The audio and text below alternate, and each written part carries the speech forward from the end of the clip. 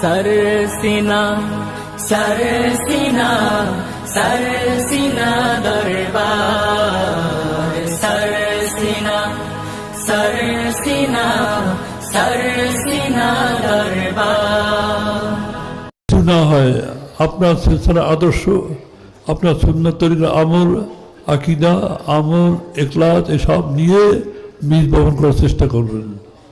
এটাই আপনাদের কাজ, আপনারা এটা করে যাবেন সবসময়। যেহেতু হায়াত মতো আল্লাহর হাতে,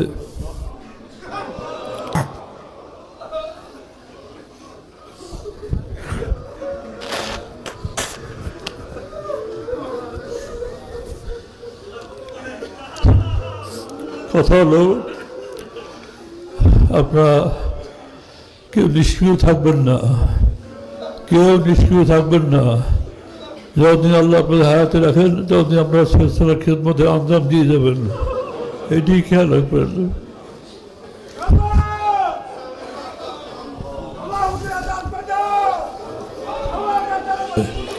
কথা বুঝতে পারছেন? খেয়াল রাখবেন।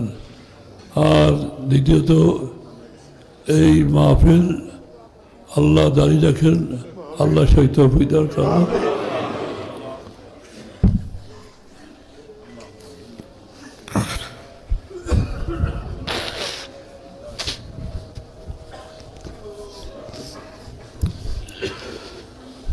দাদা হুজুর অনেক বিভিন্ন বাধা বিঘ্ন বিভিন্ন সমস্যা বিদ্যুৎ দিয়ে এই দরবারকে চালিয়ে নিয়েছেন।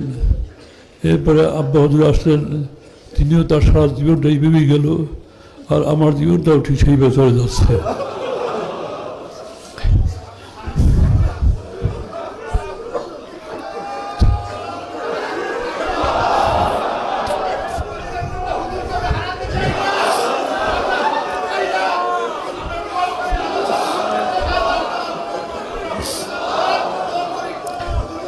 যাই হোক, কথা হলো আপনারা এই দরবারকে সাজিয়ে গুছিয়ে রাখবেন আমলের মাধ্যমে।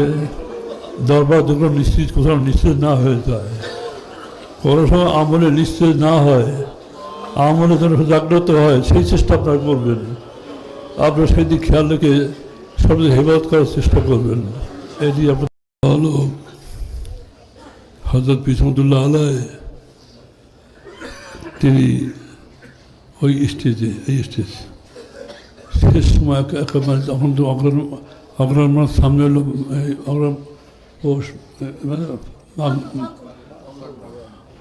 অগ্রহণে রচনা করলেন। এর মধ্যে বললেন যে আমার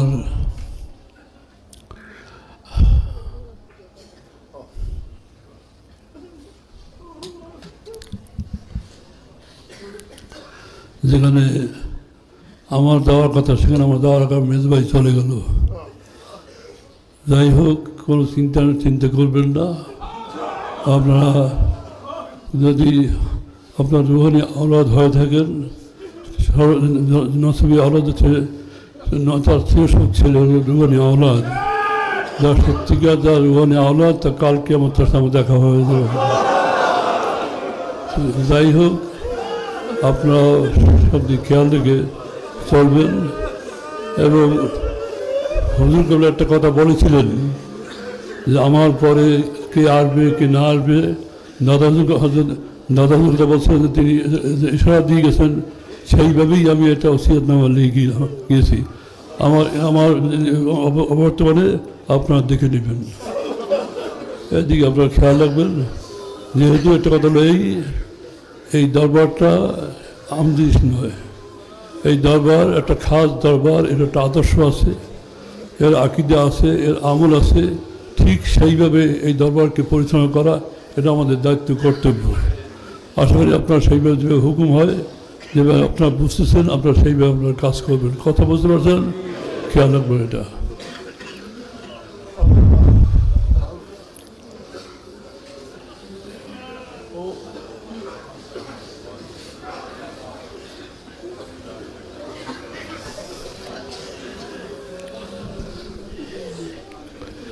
কথা হলো হায়াতের মালিক তো আল্লাহ,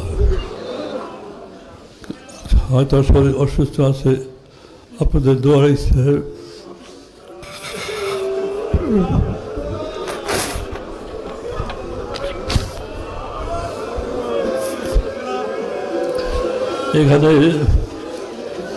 এখানে আসার, এই স্টেজে বসার আল্লাহ তৌফিক দিয়েছেন,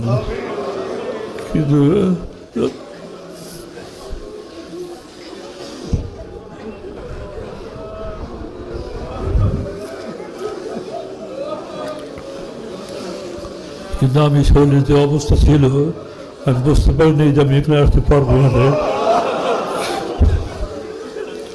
এটা সম্পূর্ণ আপনাদের দোয়ার বৌদ্ধ হয়েছে বলে আমি মনে করি, বিশ্বাস করি।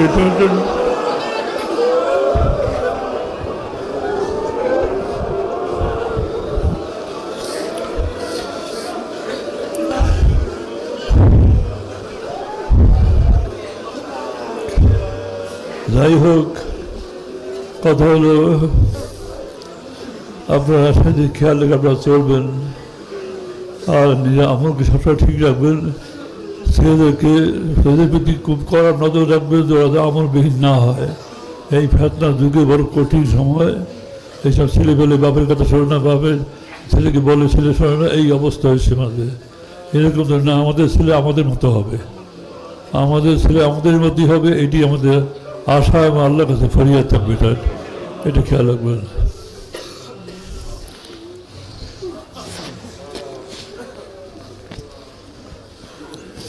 আর আপনার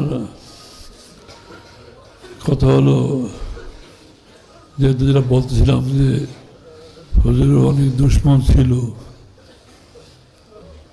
অনেক বাধা বিরোধীর পরে এই দরবারকে ঠিক রেখে দুনিয়া আল্লাহ বিদায় নিয়েছে। হুজুর কেবলার অবস্থাও তাই, অনেক বাধা বিঘ্নের পরে হুজুর বিদায় হয়েছে। যাই হোক, আল্লাহ এই দরবারকে আল্লাহ হেফাজত করেন।